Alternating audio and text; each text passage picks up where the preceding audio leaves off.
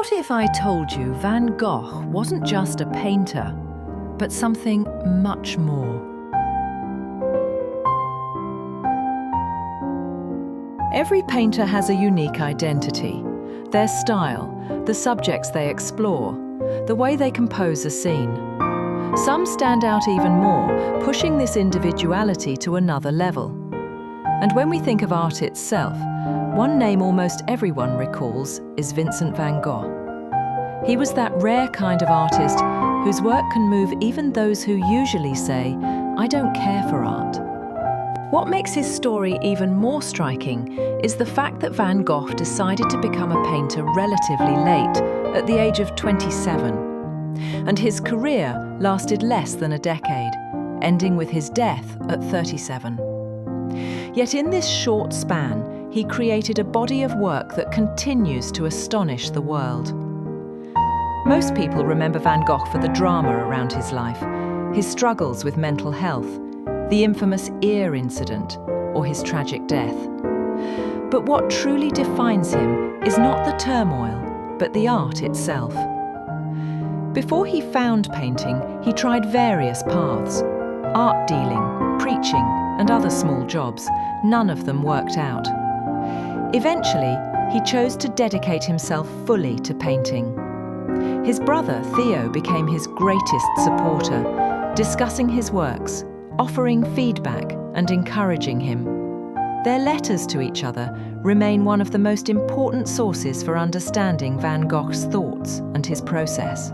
One of Van Gogh's earliest major works reflected his fascination with rural life. Inspired by artists who depicted the dignity and hardship of peasants, he began to portray farmers with the same seriousness.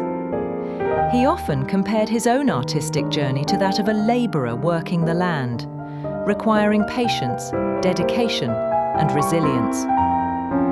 He once reflected that improvement in art was not immediate, but gradual, like mining or farming, where progress comes slowly and requires persistence. This idea shaped his entire outlook on creativity. Van Gogh immersed himself in peasant life, sometimes even living and working alongside villagers. He wanted to understand their struggle, their routine, their connection to the land. Many of his sketches and paintings from this period reflect daily rural scenes, from fieldwork to household chores. But his artistic direction shifted after Theo encouraged him to explore brighter colours. His early works were dark and heavy, but over time he adopted a more vibrant palette. Yellow became one of his most beloved colours, often paired with deep blues for striking contrast. From wheat fields to sunflowers, this combination became a hallmark of his work. Wheat fields especially fascinated him. For Van Gogh, they represented the cycle of life: growth, maturity, and eventually harvest. A metaphor he often returned to in his art. Using thick brushstrokes, he gave texture and energy to these scenes, a technique we know as impasto. Flowers also held deep meaning for him. At first glance, they symbolize beauty and vitality. But in Van Gogh's paintings, we also see fading petals, subtle reminders of mortality. His sunflower series is particularly famous, but he painted many other flowers too, always exploring this balance between life and transience. Not all of his works radiated joy, though.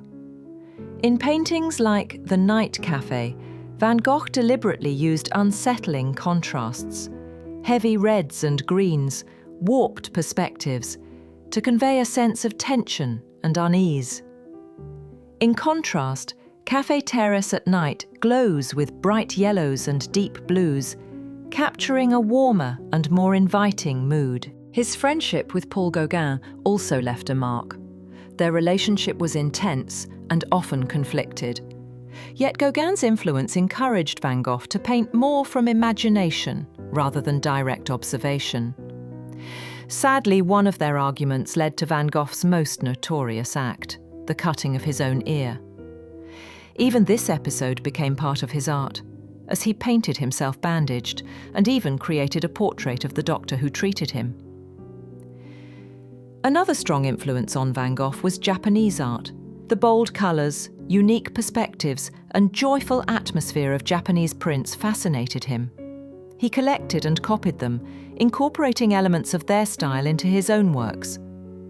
Paintings like The Bedroom, or Almond Blossoms, clearly reflect this inspiration, even when not immediately obvious. One of his most iconic works, The Starry Night, was painted during his stay at a mental asylum in Saint-Rémy. Despite his struggles, the institution gave him time and space to paint, and he created nearly 150 works there.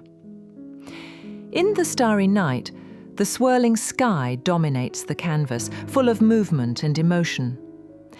Interestingly, astronomers suggest that the bright star in the painting might actually have been the planet Venus, which was particularly visible at the time. Van Gogh's final years were turbulent. Though he worked tirelessly, he neglected his own health. Eventually, at 37, he died from a gunshot wound, leaving behind not only his paintings, but also his letters. In one of them, he described himself as a nobody in society.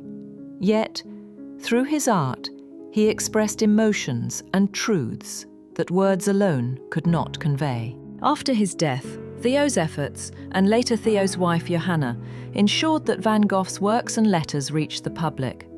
Without them, we might never have known his story so deeply. Today, Van Gogh is often seen as the archetype of the tortured artist. But it's important to note that his illness didn't fuel his art. In fact, it often held him back. What truly defined him was his relentless work ethic, his passion for colour, and his ability to transform suffering into beauty. For Van Gogh, painting wasn't born from madness. It was a way to cope, to heal, and to keep going. That is perhaps the greatest lesson his life offers us. Art can be more than expression. It can be survival.